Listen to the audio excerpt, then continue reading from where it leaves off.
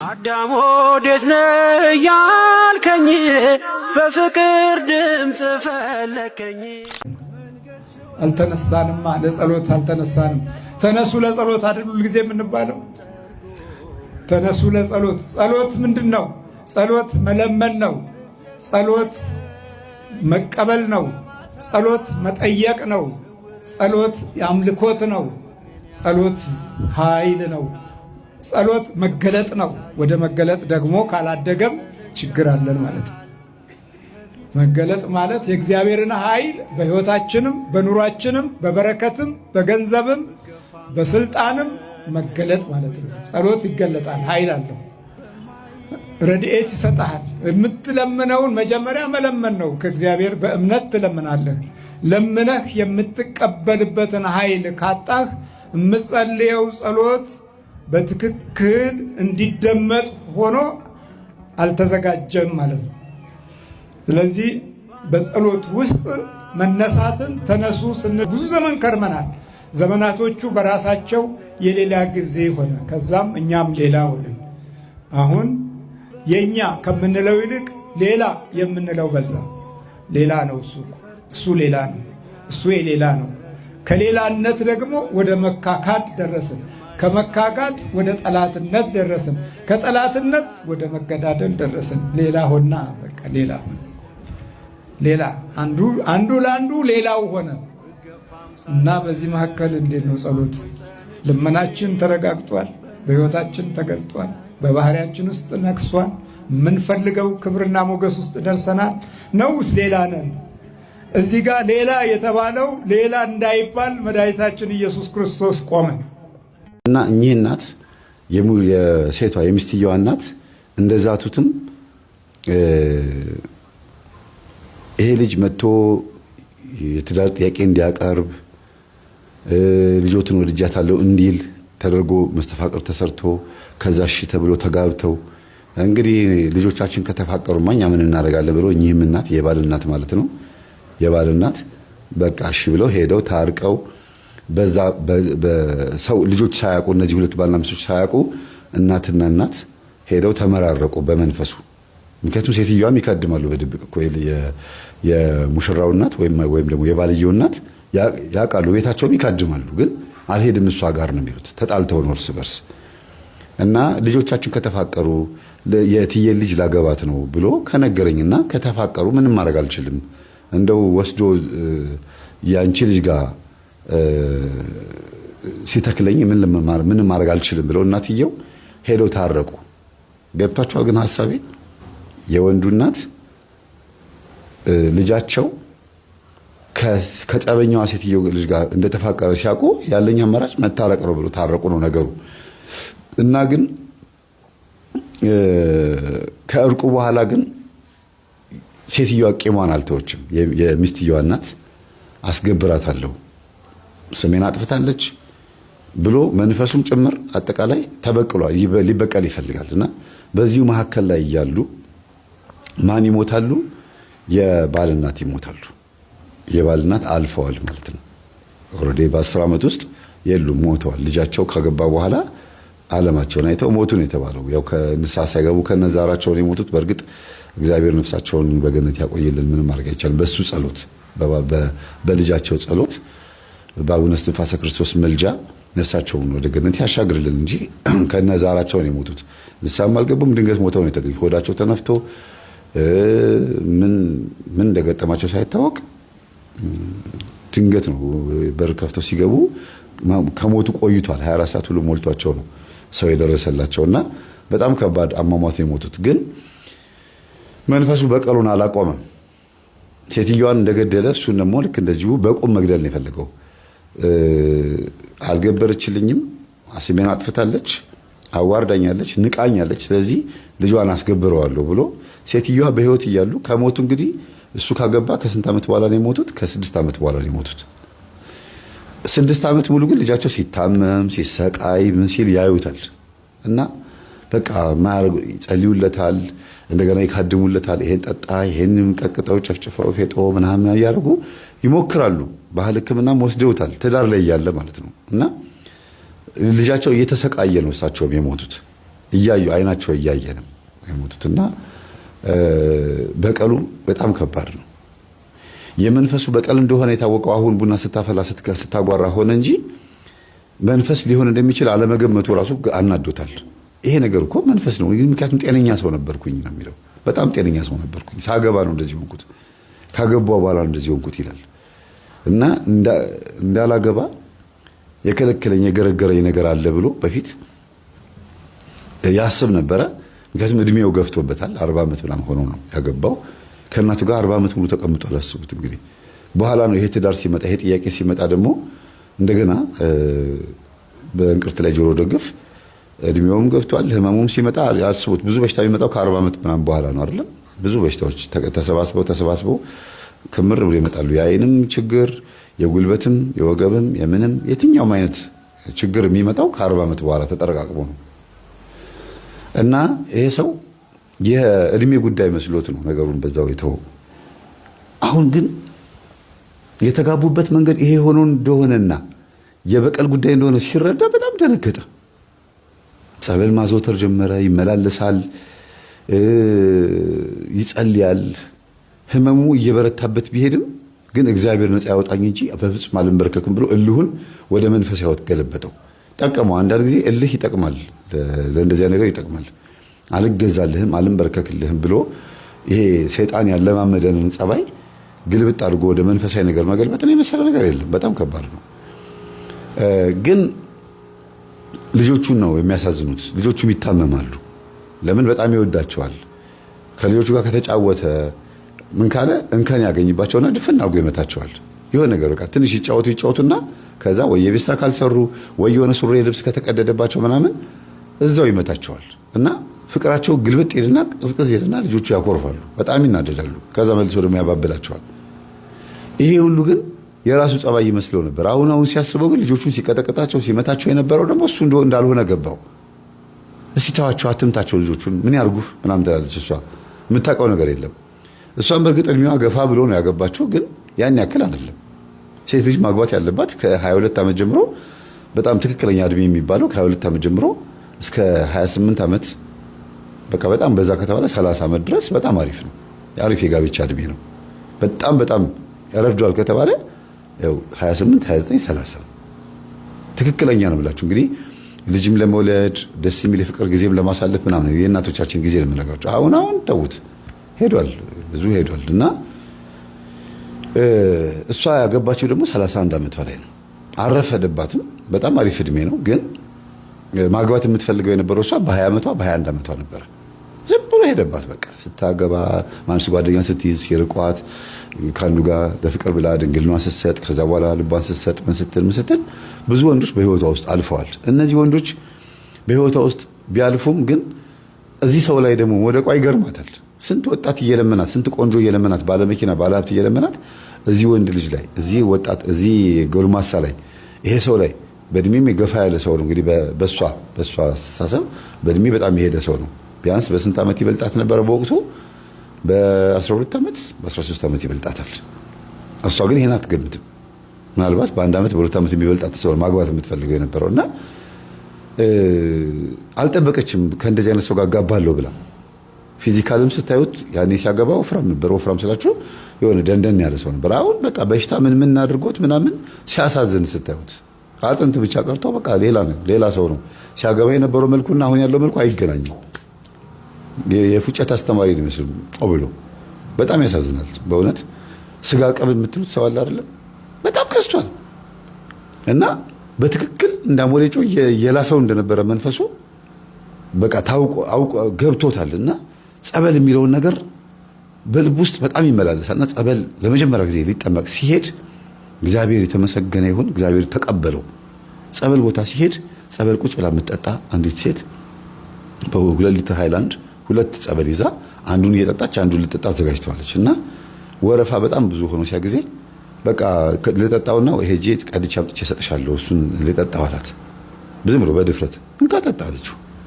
ከዛ እየጠጣች ምናምን ትላለች። እንዴ ደነገጠ። ብዙም ያን ያክል ይሄን ነገር እሱ የሚያውቀው ሲያጓራ እዛ ቡና ላይ ሚስቱ ስታጓራ ነው ያየው። ለመጀመሪያ ጊዜ ጸበል ሲመጣ እዚህ ጋር የሚያጓራ ነገር ደግሞ አየ። አርሴምዬ ተይኝ አታሰቃይኝ ምናምን ይላል። እና እንዴ ይሄ ድምፅ የት ነበር የማውቀው ሚስጥር ላይ ሰማሁት አለና ወደ ልቧ እስክትመለስ ጠብቆ ከቱም እዛም ጋር ወደ ልቧ ስትመለስ አይቷል ሚስቱን ጠብቆ የሆነ ሳለ ደግሞ ምልስ ያደርጋትና ጠጣው እንጂ ትለዋለች። ራስሽ ነሽ ይላታል መልሱ። አዎ ራሴ ነኝ እባክህ እየተቃጠለ ነው። ምን ሆነሽ ነው እንደዚህ ሆንሽው? ምን ሆነሽ ነው እንደዚህ የሚያጓራው? በጣም ይገርማል። ደስ ይላል። የሚለፈልፈው ነገር እንደተያዘ እንዳቃጠልሽው አርሴማ እንዳቃጠለችልሽ ነው የሚያሳየውና የሆነ በቃ ውስጤ ራስህን አድን የሚል ስሜት መጣብኛል። ዛሬ ገና ነው የመጣፋለችው። አዎ ምን ሆነ የመጣፋለችው? ነገራት እንደዚህ ሁኚ እንዴ ወለተና እንዴ ማጅሬው እኮ ነው እኛ እኮ ነን ብሎ እንደገና ደግሞ ተናገረ እዛ ውስጥ። እኛም እሷን እንደዚህ ነበር የምናረጋት፣ እናቷ እንደዚህ ታረግ ነበር፣ አባቷ እንደዚህ ያደርግ ነበር ማን ብሎ ለፈለፈ ብቻ አለ የሆነ ነገር የልጅቷን ህይወት። ከዛ ምን ልሳረጋትና ሰማኸው አለችው። እንዴ ሁለታችሁም ታወራላችሁ እንዴ አላት። አዎ እንደዚህ አይነት ነገር ሲያጋጥም ብዙ ጊዜ እኔ ስለማዘው ይናገርና ከዛ አንተን ነግሮ አስተምሮ ከዛ ይመለሳል እና እንዳትዋሽ ብየዋለሁ ይኸው እያቃጠልኩት ነው አለችው። ኧረ በጣም ይገርማል አለና ለማንኛውም እንካይን ትምህርት አዳምጥ ብላ ለእህቴ ልሰጠው ያዘጋጀሁት ፍላሽ ነበረ እንካዳምጠው ስልክህን ለዋውጥና አዳምጥ ስትጨርስ ትሰጠኛለህ አለችውና ፍላሽ ሰጠችው። የኛን ትምህርት ተቀብሎ ጸበሉን ጠጥቶ ከዛ ሂድና 2 ሊትሩን እንዲጨርስ አደረገችውና ከሚስትህ ያበላችህ ነገር ይኖራል ሂድና እዛ አስታውቅ አለችው። ምንድን ያበላችኝ እንጂ አይታወቅም፣ ወይ አውቃ ወይ ሳታውቅ ሊሆን ይችላል። ግን እንዳጓራች ካላወቀች የሚስትህ እናት እሷ ሳታውቅ መስተፋቀር አድርገው አንተም ላይ እሷም ላይ አድርገው አጋብተዋቸዋል። መጀመሪያ ራስን ለአምልኮት ማስገዛት የትውልድን ኃይልና በትውልድ ውስጥ ያለውን ችግር ለመረዳት ጥሩ ዕድል የምታገኘው መንበርከክን የሚለምድ ህሊና ሲኖር ነው። ዕውቀትም የሚገባ ማስተዋልህንም ሰማያዊ የምታደርገው መንፈሳዊ ጥበብንም ለመረዳት ውስጣዊ ህይወትንና የመንፈስ ቅዱስ ጥበቃንም ለማግኘት የእግዚአብሔርንም ጥበብ ለመረዳት መንበርከክ አስፈላጊ ነገር ነው። ያልተንበረከከ ትውልድ እየሞተ ይንበረከካል፣ አቅም እያጣ ይንበረከካል፣ በመናፍስት ይንበረከካል፣ በተንኮል ይንበረከካል፣ በግፍ ይንበረከካል። ውድቀት ብቻ ሲወድቅ ነው የሚንበረከከው፣ ዋጋ የለውም። ታዲያ ይሄ እዚህ የምታዩት ኃላፊነትን የመወጣት የአባትነትን ጸጋ ያወቀ ሰው ነው። በልጁ ጉዳይ ላይ ረጅም ዘመን ወደ ቤተ መንግስትም ወደ ቤተ ክህነትም ሄዷል፣ ግን መፍትሄ አላገኘም።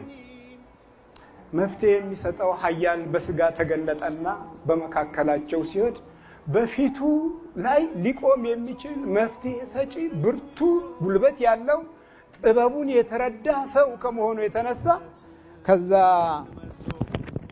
ራሱን በርከክ ካደረገ ብር አልሰጠም። መጀመሪያ የሰጠው ጉልበቱን ነው። እግዚአብሔር ጉልበታችንን ሰማያዊ ያርግልን። የተቸገርነው ጉልበተኞችን ነው። ስንት ጉልበተኞች በህይወታችን ዙሪያ ላይ ሲያደቡ ኖረዋል። ስንት ጉልበተኞች በኑሯችን ውስጥ በሐሳባችን ውስጥ በመንፈሳዊውም በስጋዊውም ዘመንን ጊዜን ተገን አድርገው ጉልበታቸውን ሁሉ ለጥፋት ያዋሉ ደስታን አላገኙም።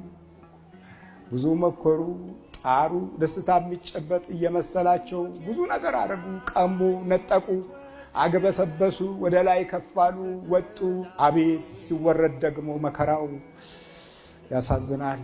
ጠጡ፣ በሉ፣ ረኩ፣ ግን መርካትን ሳያውቁበት ሁሉም ነገር ውድም መሲል ታሪክም ህይወትም ዘመንም ጊዜም እንዳልነበረ ሲሆን አያሳፍርም። ስራቸውም አያሳፍርም። ድግሪታቸውስ፣ ባህሪያቸውስ፣ ቁመናቸውስ፣ ቋንቋቸውስ አያሳፍርም። የእግዚአብሔር ዜጋ ያልሆነ ሁሉ እንደዚህ ነው። ብዙዎቻችን በተናጠልም በወልም የወደቅንበትን ዘመናት ስናስተውለው ከባድ ነው። ይሄን ሰው እዚህ ጋር ስናይ የአባትነት ሞገሱ ሲገለጥ ለትውልድ ያለው ሐሳብ በውስጡ በኩል ሲመነጭ ጌታውን ከውስጥ አወቀው። ብዙዎቻችን ከውስጣችን አናቅም። ከላይ ብዙ እንጥራለን፣ እንደ ሀገርም እንደ ወገንም ብዙ እንፎክራለን። ግን ዋነኛውን የሰማይ ጉልበት እንዲሁም በሰማይ ዜግነት ውስጥ መንፈሳዊ በረከትን እና ኃይልን የህይወታችን አንዱ አካል ካላደረግነው ከባድ ነው። ሁለተኛ ልጅ ናት። የቤቱ ሁለተኛ ልጅ ናት። ሁለተኛ ልጅ ማለት ደግሞ ያው የመጀመሪያ ልጅ እንደማለት ነው። የ1 ዓመት ልዩነት ነው ያላቸው። እንደ ቤተሰቡ ይለያያል እርግጥ እና እህታችን ሁለተኛ ልጅ ናት ሲባል በጣም ፈጣን፣ በጣም ቶሎ የሚገባት አስተዋይ ተብላ የምትታሰብ ልጅ ነበረች በልጅነቷ እስከ 15 ዓመቷ ድረስ ማለት ነው። በሰፈር ውስጥም በትምህርት ቤትም በቤተሰቦቿ አንድ አይነት ነች። ያ ማለት ጭንቅላቷ በጣም ፈጣን ስለሆነና አስተሳሰቧ በጣም የሚገርም ስለሆነ ሁሉም መጨረሻዋ ምን ይሆን እያሉ ነው የሚያስቡት። አንድ እናት ብቻ ናቸው መጨረሻሽን ያሳምርልሽ ብለው የመረቋት እና ምን አድርጋላቸው እንደሆነ አታስታውስም። እሷ ግን እማማ እኮ መጨረሻሽን ያሳምርልሽ ብሎኛል ብላ ስትል አስታውሳለሁ። ጎረቤት ናቸው እኚህ እናት። ምርቃታቸው እውነትም ትክክል ሰርቷል። ግን እቺ ልጅ መከራዋን ያየችው መጀመሪያ ኦርቶዶክስ ነበረች። ከኦርቶዶክስ መሆንም አልፋ ጽዋ ማህበር ውስጥ ስነ ጽሁፍ የምታነብ ከበሮ የምትመታ የምታገለግል ጥንግ ድርብ ለብሰው የጽዋ ማህበርተኞች ጥምቀት ከታቦት ፊት ከመዘምራን ፊት እንዲሰለፉ ተከራከራ፣ ከፖሊሶች ጋር ተከራከራ ባይንደር ወይም ባጅ አድርጋ ፖሊስ ጣቢያ ድረስ ገና ጥምቀት ሳይደርስ ሄዳ አስመስክራ ማህበር አለኝ እንዳትከለክሉኝ ህጋዊ ወረቀት ስጡኝና ባጅ እናድርግ፣ ስንት ናችሁ ሲሏት 60 ነን ትላለች። ግን እነሱ ገና 20 ምናምን ናቸው። 60 ከሆናችሁ ችግር የለውም እንሰጣቸዋለን ምናምን ተብላ ፎቶ አሳይታ ምናምን ነው። በጣም ፈጣን በመሆኗ የተነሳ ግን በዚህ ልክ ከፖሊሶችና ከኮማንደሮች ጋር ትግባባለች እና ጥምቀት በሚመጣበት ሰዓት እንደዚህ አድርጋ ወጣቶችን ታሳትፋለች። ዋናው አሁና ግን አይደለም የማህበሩ ፈጣን ስለሆነች ብቻ ቦታ ይሰጣታል፣ ይሳካላታልም ደግሞ። ግን ሁልጊዜ ጥያቄ አለባት። ሁልጊዜ የነፍስና የህይወት ጥያቄ አላት። እግዚአብሔር የእውነት ኦርቶዶክስ ውስጥ ነው ያለው ብላ እንድትጠይቅ የሚያደርጋት ብዙ ነገር ታያለች። አንደኛ እንድታይ የሚያደርጋት የአገልጋዮች ስንፍና ነው አንደኛ። ሁለተኛ ደግሞ ጥያቄ ስታቀርብ የሚያቀርብላት ወይም መልሱን የሚመልስላት በተገቢው መንገድ የሚመልስላት ሰው አላገኘውም የምትለው ለተገቢው ሰው ጥያቄው ስለማታቀርብ ይመስለኛል ያጣችሁ። ተገቢውን ጥያቄ ለተገቢው ሰው ማቅረብ የሚቻል ከሆነ መልሳለሁ። እናታችን ዝም ብላ ባገኘችው አጋጣሚ አባቶችን እንደ አባቶች እንደ ጠምጣሚ እንደ አንድ ካህንና እንደ አንድ ቄስ ተረድታ ሊመልሱትም ላይመልሱትም ይችላል ማለት አለባት እንጂ ዜማ የሚያውቅ ቄስና ዲያቆን ሁሉ ያቆረበና የቀደሰ ካህን ሁሉ ወንጌል ያውቃል የሚል አመለካከት ሊኖረን አይገባም። ሁሉም የራሳቸው የሆነ ጸጋ ኖሯቸው ቤተክርስቲያን በአብነት ትምህርት ቤት ውስጥ ቆይታቸው የተወሰነ የተገደበ ሊሆን ይችላል። በሊቃውንት ቦታ ላይ የሚመደቡ ደግሞ ይኖራሉ። እና እህታችን ጥያቄዎች አሉኝ የምትለው መናፍቅ ጓደኛ ስለነበረቻት ነው። ፕሮቴስታንት ጓደኛ ነበረቻት እና ታዋራታለች እና ስታዳምጥ ከልቧ ነው የምታዳምጠው። ኢቭን በመዝሙር እንደተሳቡት ሴቶች አይደለችም። በመዝሙር ተስበው እንደገቡት አይደለችም። እንኪ አዳምጪ ስትላት ነው እኔ እኮ የጽዋ ማህበር አባል ነኝ፣ እኔ እኮ መንፈሳዊ ሰው ነኝ፣ እንደዚህ ነገር አልፈልግም፣ እሺ እናውራ ስለ ጌታ ቃል፣ ችግር የለውም ይቻላል። ከዛ እቺ ስጠይቃት ግን አትመልስም። በጣም የሚገርመው ነገር እዚህ ጋር ትልቅ ልዩነታችን። ከበሮ ትደበድባለች፣ ስነ ጽሁፍ ታነባለች፣ ወይም ደግሞ ዝም ብላ መዝሙር ላይ ታዘወትራለች እና ጽዋ ትጠጣለች እንጂ መጽሐፍ ቅዱስን ቁጭ ብላ አልተማረችም፣ ኮርስ አልተማረችም። እዚህ ጋር ነው ወሳኝ። ፕሮቴስታንቷ ደግሞ የደህንነት ትምህርት የሚባል ተምራለች፣ የመዳን ትምህርት ማለት ነው። ጥቅስም ማታውቀው ጥቅስ የለም። በቃ በጣም ጎበዝ ናት። በዚህ አጋጣሚ ላደንቃት እወዳለሁ። ድምጿን ኦዲዮን ሰምቼው ግርም ብሎኛል። በሴት ደረጃ መጽሐፍ ቅዱስን እንደዚህ ጥጥት ብልት ያደረገች ፕሮቴስታንት ግን ቀና አመለካከት ያላት። ቀና ስላቸው ምንድነው? ኦርቶዶክስን አትሳደብም፣ ኦርቶዶክስን ሌላ ነገሮች ይሄ ቅዱሳን አታንቋሸሽም። ግን ጥያቄ ነው ያላት። ፕሮቴስታንቷ ብልጥ ነች። አውቃ ይሄ እንደዚህ ይላል መጽሐፉ እና እናንተ ደግሞ ለቅዱሳን እንደዚህ ታደርጋላችሁ፣ ለመላእክት እንደዚህ ታደርጋላችሁ፣ ይሄ ለስዕል ትሰግዳላችሁ እና ምንድነው ትላታለች። ልጅቷ በቃ ጥያቄዎቹን በሙሉ ይዛ መታ ስትጠይቅ አይመልሱላትም አባቶች። አዎ እንዴ የሚካኤልን አንድ ካህን ምን አሉኝ አለች። እንዴ ቅዱስ ሚካኤል የሰራውን ተአምር አልሰማሽም እንዲ አሏት። እሷ ደግሞ መጽሐፍ ቅዱስ ላይ ያለ መስሏት ሰማቻቸው። ምን አባት እስኪ ንገሩኝ ምን ላይ ነው የሚለው? ድርሳነ ሚካኤል ላይ ነው። ታሪኩን ተርከውላት ከጨረሱ በኋላ ድርሳነ ሚካኤል ላይ ነው አላት። ድርሳነ ሚካኤል ላይ ያለውን ተአምር ለኦርቶዶክሳዊን እንጂ የሚጠቀሰው ለፕሮቴስታንት ጥያቄ አይጠቀስም። ልጅቷ አልገባትም ነበር መጀመሪያ። ድርሳነ ሚካኤል ፕሮቴስታንቶች የሚቀበሉ መስሏታል መጀመሪያ። በኋላ ላይ ግን ቆይታ ነው የገባት። ይኸውልሽ ድርሳነ ሚካኤል ላይ እኛ ጋር እንደዚህ እንደዚህ የሚባለው ድርሳነ ሚካኤል የእናንተ መጽሐፍ ነው አለቻት። ነው እንዴ? ኦኬ ምንድን ነው አንድ የሚያደርገን ሲባል እኛ 66 መጽሐፍ ነው ያለን፣ እናንተ ደግሞ 81 ወይም 81 መጽሐፍት ነው ያሏችሁ እና ብላ ኦርቶዶክሷን አስተማረቻት። የእኛ ሃይማኖት ምን እንደሚመስል በቀናነት ያለምንም ስህተት ኦርቶዶክስ ምን እንደምታምን ነገረቻት። የሚገርማችሁ ሰምቼዋለሁ ኦዲዮን። በጣም ማደንቃት ፕሮቴስታንት ኦርቶዶክስ ሃይማኖት ምን እንደምትመስል በዚህ ልክ ካወቀች ለምን ፕሮቴስታንቶች የሚለው ጥያቄ እንዳለ ሆኖ ኦርቶዶክሷ ልጅ ከፕሮቴስታንት ስለ እምነቷ ሰማች። ከዛ ጥያቄዎች ብቻ ዞሮ ዞሮ ጥያቄዎቹ የሚመልስላት ሰው ስታጣ ፕሮቴስታንት ሆነች።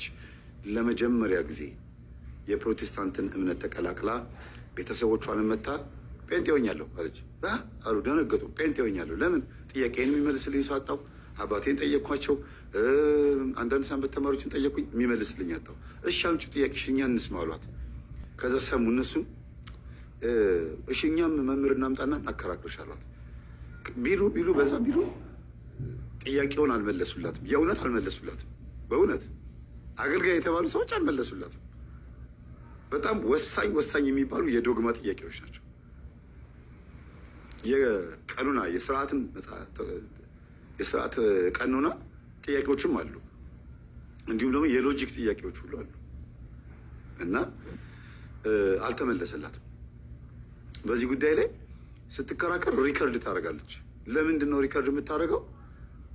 በወቅቱ ስከራከራቸው አልሰማኋቸው ሊሆን ይችላል ብላ ጥያቄው እንዲመለስላት ስለምትፈልግ መልሳ ታዳምጠዋለች። እንዲሁ ዝም ብላ በመዝሙር ተስባ የገባች ቢሆን፣ ገንዘብ አይታ የገባች ቢሆን፣ ፍቅረኛ ፍቅራ የገባች ቢሆን፣ በብዙ አይነት ሌላ ኬዞች የገባች ብትሆን ወይ አኩርፋ ከኦርቶዶክስ ምናምን ችግር ኖሮ የገባች ብትሆን ኖሮ ስለምንም ነገር ማሰብ አትፈልግም። ቀጥታ በቃ ገብታለች።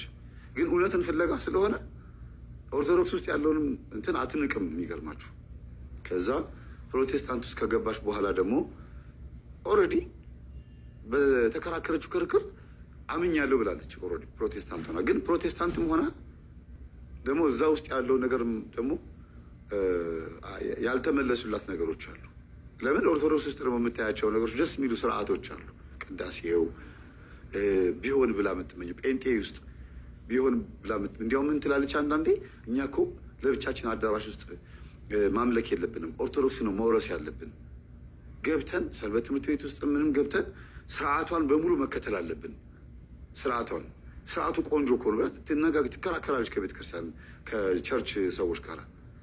የቅዳሴ ስርዓቱ ይሄ በዚህ ተበልጠናል ትላቸዋለች። እና በቃ እውነት አለው ውስጧ ደግሞ ትላለች። ከዚህ ትወጣና ደግሞ እነዚህ ፕሮፌት የሚባሉ ፓስተሮች የሚባሉ ተአምር የሚሰሩ ምናምን የሚባሉ የቴሌቪዥን ፕሮግራም ያላቸው ጋር ደግሞ ትዞራለች። ሁሉም ጋር ትሄዳለች። ሁሉም በቁንጅናዋና በወጣትነቷ ጭኗ መካከል ያለውን ነው የሚፈልጉት። ሁሉም አጭቤዎች ናቸው። ይገባቸዋል። አጭቤ ስላ በእኔ አንድ በት አያምርም አይደል? ሁሉም ወመኔ ነው። ወይም ደግሞ ሁሉም ጉንጭ አልፋ ይሆንባታል። ዝም ብላ ጌታ ማለት ብቻ ነው እንጂ የሚሆንባት ምንም ለነፍስ የሚሆን ዘላለማዊ ሕይወትን ለመውረስ የሚሆን ጠብ የሚል ክርስትና ሕይወት ከሰው አላገኘችም። ቃሉን ብቻ ልከተል ብላ ስትከተል ደግሞ ቃሉን በትክክል አዳም ወዴት ነህ ያልከኝ፣ በፍቅር ድምፅ ፈለከኝ። አልብሰኝ ነጩን ልብስ፣ እወድሃለሁ ኢየሱስ፣ አከብረሃለሁ ክርስቶስ።